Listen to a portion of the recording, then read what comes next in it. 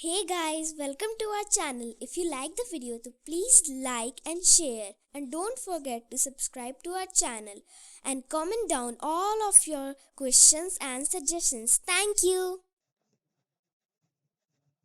नमस्कार दोस्तों, स्वागत है आपका अपने चैनल परिचय में। दोस्तों, पिछले कई दिनों से मैं कोई वीडियो नहीं बना पा रहा था। कई बार ज़िंदगी में कुछ काम ऐसे आ जाते हैं जिनको करना बहुत ज़रूरी होता है और इसी वजह से कई दिनों से मैं वीडियो बनाने के लिए कोई टाइम नहीं निकाल पा रहा था।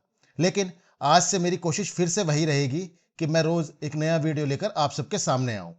दोस्तों, भारत एक ऐसा देश है जहाँ कहा जाता है कि हर 20 मील की दूरी पर भाषा और पानी बदल जाता है। तो ऐसे में लोगों के लिए भाषा एक ऐसी चीज है जिसका एक बहुत ही महत्वपूर्ण स्थान उनके जीवन में है, क्योंकि भाषा से ही कई बार उनकी पहचान होती है। अब आप सोचिए कि कई बार हम किसी व्यक्ति को कोई भाषा बोलते हुए देखते हैं, तो इसी बात से हम इस बात का पता लगा सकते हैं कि वो किस राज्य से संबंध रखता है। जैसे कि अगर कोई व्यक्ति मराठी बोलता है तो हमें पता चल जाता है कि वो महाराष्ट्र से है। वहीं अगर कोई बांग्ला भाषा बोलता है तो हमें आसानी से यह पता चल जाता है कि वह व्यक्ति बंगाल से संबंध रखता है। हालांकि जो हमारा नॉर्दर्न इंडिया है, इसमें हिंदी एक ऐसी भाषा है जो लोगों को जोड़ कर रखती है। राजस्थान के अंदर अलग तरीके से हिंदी बोली जाती है, वहीं मध्य प्रदेश या उत्तर प्रदेश में अलग तरीके से हिंदी बोली जाती है। पर फिर भी हिंदी एक ऐसी भाषा है जो कि उत्तर भारत में लोगों को जोड़ने का काम करती है। और मेरा मानना भी यही है कि भाषा हमेशा लोगों को जोड़ने का काम करती है, तोड़ने का नहीं। आजकल आप लोग देख रहे होंगे कि एक बहस चल रही है कि क्यों हिंदी को और राज्यों के ऊपर थोपा जा रहा है।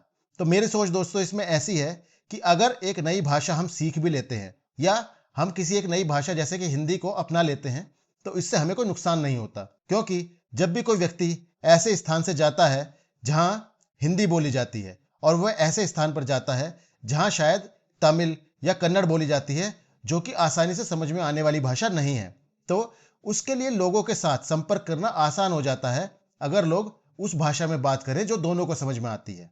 तो अगर एक ऐसी कॉमन भाषा हो जिससे कि लोग एक दूसरे के साथ बात कर सकें, एक दूसरे को समझ सकें, तो इसमें कोई नुकसान नहीं है। क्योंकि हमारा देश, जैसा कि मैंने कहा, एक बहुत ही डाइवर्स देश है जिसके अंदर बहुत सारी भाषाएं बोली जाती हैं। अमेरिका या ब्रिटेन की तरह नहीं है जहां सिर्फ इंग्लिश बोली जाती है। इसलिए एक ऐसी भाषा जरूर होनी चाहिए जो कि लोगों को जोड़ सके। यहां मेरा कहना यह बिल्कुल भी नहीं है कि आप हिंदी को उस राज्य के लोगों के ऊपर थोप दें और उनसे कहें कि अब आप हिंदी बोलेंगे, तमिल या कन्नड़ या बांग्ला भाषा नहीं बोलेंगे। तो दोस्तों, आज का वीडियो करते हैं शुरू। और मैं आपको बताना चाहूंगा कि क्यों मैं भाषा के ऊपर बात कर रहा हूं।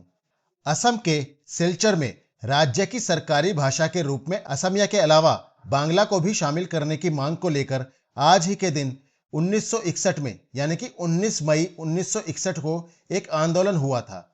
सिलचर रेलवे स्टेशन पर मई 19, 1961 को आंदोलनकारियों पर पुलिस ने गोलियां चलाई थी, जिसमें 11 लोग मारे गए थे। लेफ्टिस्ट इकोसिस्टम की देन से आज के बंगाल के लिए इस तारीख का महत्व शायद उतना स्पष्ट ना हो, लेकिन आजादी के बाद के भारत का यह सबसे बड़ा बंगाली भाषा आंदोलन था, जब पूर्वी पाकिस्तान, यानी कि आज के समय जिसे हम बांग्लादेश के रूप में जानते हैं, वहां से आए 11 शरणार्थी हिंदुओं ने अपने भाषा और संस्कृति के लिए अपनी जान गंवाई थी। अपनी मातृभाषा बांग्ला के लिए जान गंवा देने की पहली घटना ढाका में फरवरी 21, 1952 को हुई थी और दूसरी घटना मई 19, 1961 को सिलचर रेलवे स्टेशन पर घटी थी।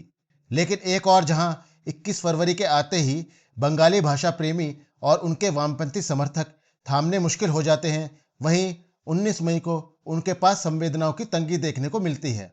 दरअसल कथित तौर पर बांग्ला भाषा के मान की रक्षा के लिए ढाका में 21 फरवरी 1952 को 4 लोगों ने जान दी थी। लेकिन 21 फरवरी की घटना वास्तव में एक भाषा आंदोलन की आड़ में पूर्व और पश्चिमी पाकिस्तान के बीच संसाधनों के लिए एक संघर्ष मात्र ही था।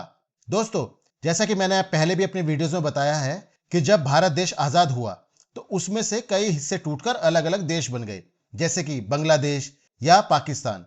शुरू में बांग्लादेश और पाकिस्तान एक ही देश के अंग थे, जिनको कि पूर्वी पाकिस्तान और पश्चिमी पाकिस्तान के नाम पर जाना जाता था।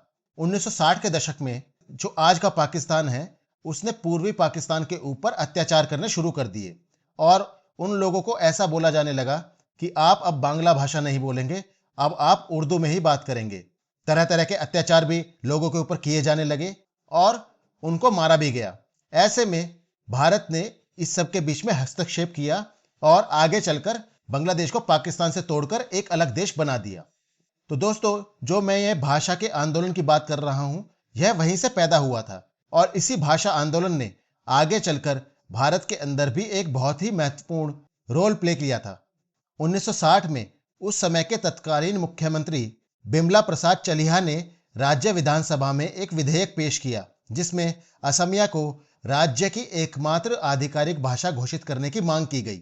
चूंकि बंगालियों के अलावा वर्तमान के अरुणाचल प्रदेश, नागालैंड, मिजोरम और मणिपुर, मेघालय के आधुनिक राज्यों के जातीय समूह भी तब असम का ही हिस्सा थे, इस विधेयक का विरोध करीमगंज के विधायक रणेंद्र मोहन दास ने इस आधार पर किया कि ऐसा करके बाकी की आबादी पर 1/3 की भाषा को लागू किया जा रहा था। उस वक्त जो असमी भाषा है वो लगभग 1/3 लोग ही आसाम के अंदर बोलते थे और 2/3 लोग ऐसे थे जो या तो बांग्ला या और भाषाएं बोलते थे। इसलिए उन लोगों ने यह विरोध करना शुरू कर दिया कि अगर आप असमी को एक आधिकारिक भाषा बना देंगे तो ऐसे में जो लोग असमी बोलते भी नहीं थे वो किस तरह से अपना काम चलाएंगे। जैसा कि मैंने वीडियो के शुरू में आप सबसे कहा कि भाषा का इस्तेमाल हमेशा लोगों को जोड़ने के लिए किया जाना चाहिए, ना कि लोगों को तोड़ने के लिए।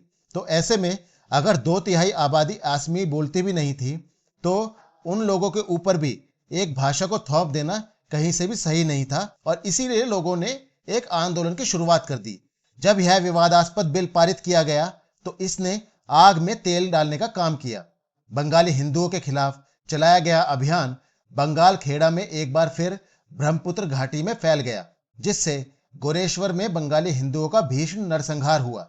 असम सरकार ने जब असमिया को राज्य की एकमात्र राजभाषा बनाने की घोषणा की तो बराक घाटी में बंगला भाषियों ने भाषा आंदोलन शुरू कर दिया।